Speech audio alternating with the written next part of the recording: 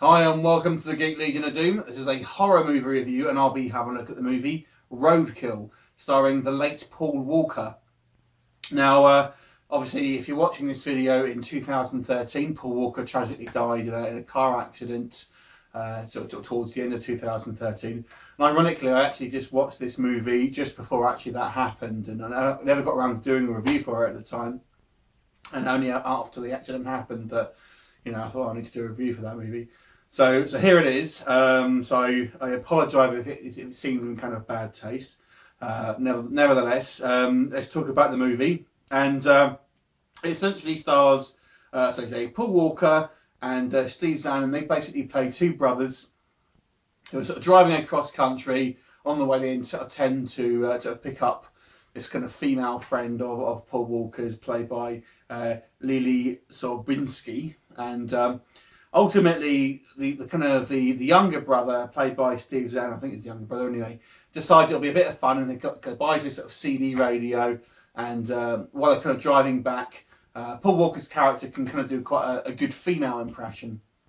And they're kind of talking over this CB radio, and I'm not chatting to this other trucker, and pretends to be essentially this woman ultimately, and kind of flirts with him, and ultimately tries to sort of seduce him, and kind of going to this like hotel room where there's this random bloke staying in, and of course they're staying in the kind of the hotel room sort of immediately adjacent to it, and obviously this kind of guy that turns up only to discover there's no female in there, and there's just some other bloke who kind of pissed the brothers off earlier on.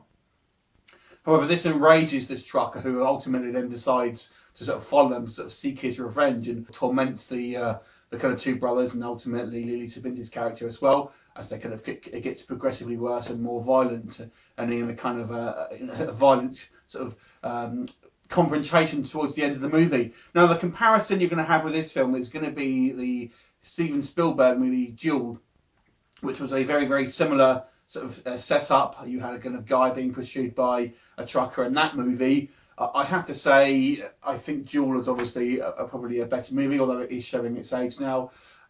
This one's probably got a little bit more humour into it. I mean, Steve Zahn's a pretty funny guy, you know, and it's a kind of fun movie. It's not a particularly horrific movie, and it's fairly predictable.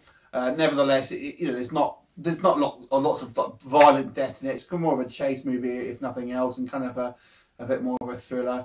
There is some kind of implied horror, but you know, it's fairly forgettable. Certainly not bad, but probably just flying around average, to be honest.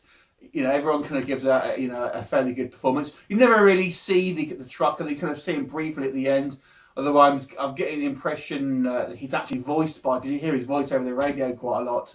And I don't think because I recognise the guy's voice. I think it's Ted Levine, the guy who does the voice, but it's not the guy who actually plays him.